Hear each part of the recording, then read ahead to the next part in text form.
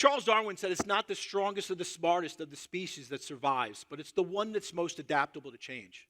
And most people don't like change. I mean, how many of you remember using that cell phone that looked like a brick? Remember that cell phone? You could knock somebody out with it. Or when my kids got me that iPod Shuffle, it looked like a lighter. I returned it. I was used to the big boom box. And right now, we're using cameras that could fit on the tip of a pin. We're doing other things. We're jumping on AI. And I want to assure you of one thing. AI will not replace humans. It will replace humans who don't use AI. You've got to adapt to the different changes in technology and the things that are going to happen to you. Well, what I found out is in developing a solutions-oriented mindset, every company that I look at has to do three things. First, they have to repair what's not working. Once they repair what's not working, then they've got to adapt to the changing environment, and then they've got to perform at a high level. But in order to attain that solutions-oriented mindset, there's three things that have to happen. The first thing you have to do is you got to transform your thinking. You have to think differently. You can't be thinking in the same linear way you did. Once you transform your thinking, you step outside the box, the next thing that you have to do is optimize your assets. Now, your assets are every single person in this room. It's the technology you have in your brain. It is your family members. It's every single person that you know is an asset. And sometimes we don't think of them as assets. But you know what I found out? If you don't ASK, you won't GET. What's the worst thing that can happen? You got a 50-50 shot. Sometimes you ask and the perfect person says, yeah, I can help you. And then you beat yourself up because you should have done that before. And then the last is you've got to accelerate your connectivity. You've got to accelerate the speed at which you do your business and the speed at which you connect with other people. We don't have a 24-hour news cycle. It's like a 3-second news cycle. And same thing, we've got to capture people's attention on a regular basis. Well, on January 20th, 1995, I got in my family what is known as the call. And the call came from a guy named Harold Lewis. And my son Alex and his daughter Allison went to school together. So at all the school events, Harold and I would hang out and just talk. And he was a nice guy. He really didn't know what Harold did. Well, Harold called me on January 20th, 1995, and he said, you got to go back into practice. I said, what are you talking about? He said, you need to go back into practice. I'm going to send you a whole bunch of patients. See, I built the biggest practice in St. Louis, Missouri at the age of 24. And I traveled around the world and taught doctors how to build their practice, how to communicate more effectively, how to handle with their patients, how to market their business. See, but what Harold did was Harold was the president of National Sports Agency.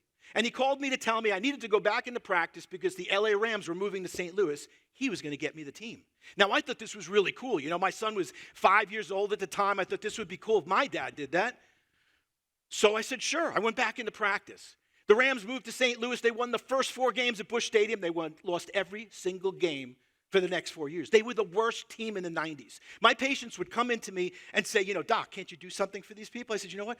I just keep them on the field. I don't play the game. Well, then we got another call.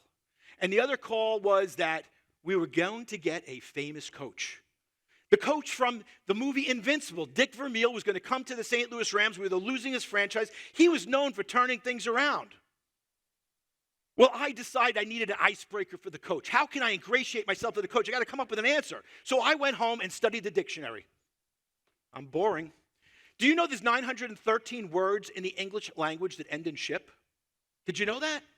I didn't think the coach knew that either. So I was going to go in and stump the coach. So I walked into Dick Vermeil's office, and I said, Coach, do you know that there's 913 words in the English language that end in ship?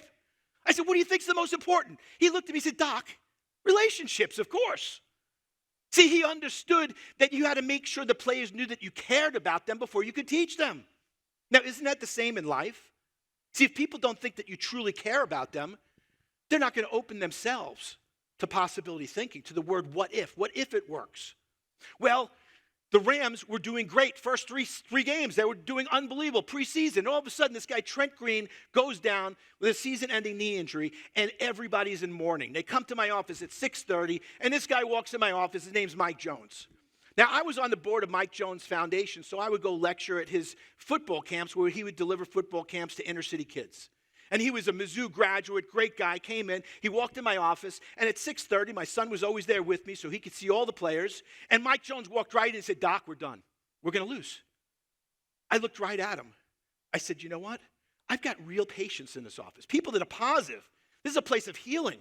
I said, if you can't be positive, you can't be a patient in my office. I said, I'll be back in 5 minutes. Let me know what you want to do. I walked out. My son looked at me and said, Dad, are you crazy? He's a monster. He can crush you. I said, Alex, Dad treats people. This is what I do. Mike plays football. That's what he does. But we both put our pants on one leg at a time. We're both the same. Well, little did I know that Kurt Warner was about to come on top. Why? Because every single coach was against Kurt Warner except for Dick Vermeil. He showed the same fortitude as he did with Vince Papale when he played for Philadelphia. Nobody thought he should play, and he was behind him. It's that Jiminy Cricket. It's that sense. It's when you took that test and you changed the multiple choice test from the right answer to the wrong answer because you didn't listen to your gut. Sometimes we got to trust our gut. Well, he trusts his gut. And they turned into the greatest show on turf. And with 6 seconds left in the Super Bowl, Kevin Dyson drops back to pass to Kevin Dyson, and sure enough, Michael Jones on the 1-foot yard line makes the winning tackle in the Super Bowl. One of the most famous plays in Super Bowl history in my book, Living a Championship Life, and it was there. See, but when Mike came in there, I said to him that day, you can't be a patient in my office, but I also said, if you can't, then you must. If you must, then you will. How many of you have said something and realized you just turned into your parents? Anybody have that experience? That's exactly what came out of my mouth. Well, the end of the story was my attorney calls me up and he says, we're playing this golf tournament. Can you invite a bunch of your players? I said, sure. I'll invite Mike and a bunch of other people. My attorney had a lobotomy when it comes to sports. He knows nothing about sports. So he calls me up and he's complaining. He's got to go to the airport. He's got to go pick up this guy, this VIP guy. Who's the VIP guy? Tommy John. I go, you're going to pick up Tommy John, World Series, New York Yankees? I want to go play with you guys. Well, sure enough, we go play, and he's telling these great George Steinbrenner stories, and we're going back and forth. He looked at Mike and said, what were you thinking with 6 seconds left in the game? He said, all I thought was, I can, I must, I will. He said, you see this guy, the most annoying guy I've ever met. He says these things thousands of times. That's all I had in my brain. So you never know when you're going to say something that's going to make a big difference and impact on someone's lives because words are that strong. Well, then I got back to St. Louis. I moved down to Florida after that, and I was dealing with my family. These are my kids and my mom, and we have that golden rule communication. You know how you had the golden rule, do unto others as others do unto you? How many believe in this rule? Raise your hands. Stupid rule. Think about this. For those of you who had children, would you treat all your children the same exact way? Some need a little push. Some say, get out of my way. Let me do my thing. So my wife said to me, you spend all this time with Alex. He gets to go behind the bench. He knows all the players. You need to spend more time with your daughter. So I said, okay, I'm going to take my daughter away for 2 weeks. Take a little trip. We're going to go to Europe. I have a disease you have to know about. It's called OTT, over the top. Everything gets much bigger. Well, 2 weeks turned into a month, and I decided to take her. Well, the night before, we're in Indianapolis at the National Speakers Association convention. I decided I got to get to St. Louis, get her ready. She's never been out of town before. I get in the cab, and all of a sudden, my phone rings. Dad? Yeah, what's up, Jammer? No offense. Has anybody ever gotten that no offense line? I'm immediately offended. I want to hang out with my friends. So you can come tomorrow. Now, I give the cab driver $5. I rebook my plane ticket. I go and I rebook the hotel because I'd already checked out of the hotel. I call my ex-wife. I said, you know what? She's not going to need her computer. The next day, we get to the airport. At the airport, she didn't know I was writing a book called The Dad's Guide to Traveling with a Teenage Daughter, Generation Y. Like, why would you do it? It's crazy. When we got to the airport, we're in the St. Louis airport. I looked at my daughter and I said, my phone's not working. I need your phone a second. Give me your phone. She gave me her phone. I said, now you have to talk to me for a month. So we went from St. Louis to Chicago, London, Paris, Rome, Florence, San Gimignano, Chianti, Madrid, Israel, and back. Everywhere we went, this child would collect strangers, complete strangers, invite him out to dinner. Well, we're in Florence, and I said, tonight we're going to get home before 1:30 because every night we're out at 1:30 in the morning. I go to bend down, I throw my back out. So now we go into this restaurant, and the restaurant just had bar stools. Well, I can't sit on these bar stools, so what do? We go into another restaurant. We're in the other restaurant. I sit down. This woman comes walking up to me and says, Doc, look at my knee. This was the patient from hell, the one that you pick straws to get stuck with. She's right in there. She looks at my door. She says, you remember my friend? Our friend owns this restaurant that I wrote the most scathing review on TripAdvisor for that the whole family will never forget about. And then she looked right at my daughter and says, Doc, is this your girlfriend? Oh, gross. My daughter is completely grossed out. There's people behind her that are just laughing and crying. My daughter turns to them and says, hey, you want to go out to dinner with us tomorrow night? Next thing you know, we're in a restaurant with 6 strangers eating dinner with the owner of the restaurant. My last night in Florence, my daughter says, Dad, we make a great team. I knew I hit the ball out of the park with that. And my book, A Dad's Guide to Traveling with a Teenage Daughter, didn't come out. It became Jamie's Journey, Travels with My Dad. Went to #4 on Amazon. We did the Today Show. We did TV, radio. And on Father's Day, we promoted her book on the Today Show. And she gives advice to other kids. Jamie's Gems. You know when your parents are annoying? Hang in there. You may learn something. Or Rick's Revelations. Be flexible. You may have to change things. Well, then I got another call after this because my life's a little bit crazy. So I got another call. And the call was from these guys. And they came down, and it was on July 20th, 2011, 2010. I got the call again. They said, hey, you should go back into practice. You should go help these guys. Well, I went and we got to go speak. We got to hang out. I got to spend time with the greatest show on earth, and now the greatest show on turf, and now the greatest show in basketball. And this was right before we lost to Dallas. Everybody was all excited. Everybody was happy. And then we lost because people's heads were too big. They thought they were just the best. They were going to win on ego alone. Well, the next day, LeBron James defended himself. But what he said was that at the end of the day, all these fans are going to wake up tomorrow. They're going to go back to their miserable lives, and I'm going to still be me. And then he left town. Boom, left town. Now, 3 months later, he comes back, and he's in the locker room, and he's complaining about everybody and anything that you could ever imagine.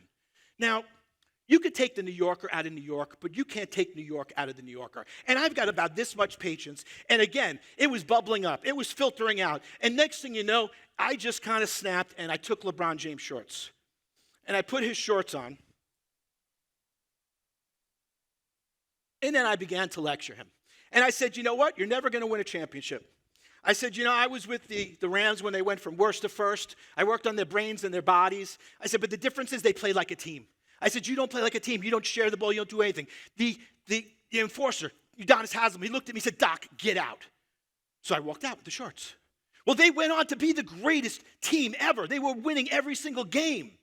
And at the end, we won the championship. And they talked about something called symbolic focus. And symbolic focus could be a trophy, an award, something that people rattle around. Well, they had this rumor about a trophy. And on it said, together, trust, all in, tough. And it had 16 notches in it. And they would make a new gold notch every single time they won a game, but they wouldn't celebrate until there was 16 because they celebrated before and they lost. Well, when there were 16 gold notches, they won the championship. 2 weeks later, there's a knock at my door. And in it is a box, and the box has this trophy. And I look underneath the trophy, it says #1 out of 4,000. I know President Obama did not get #1. I got it. And then I looked in the box. There was a card. I pulled out the card, and the card said, here's a symbol of our appreciation for your guidance and support. Hey, Doc, you can keep the shorts, LeBron. He wasn't getting them back. The next year, everything was much happier. See, but the bottom line is, everything is about relationships. You want to make a change in your family, you want to make a change in your business, you've got to build relationships. If you give to get, you're even. If you give expecting nothing in return, you're way ahead of the game. Every one of you is way ahead of the game by being here today. Thank you so much.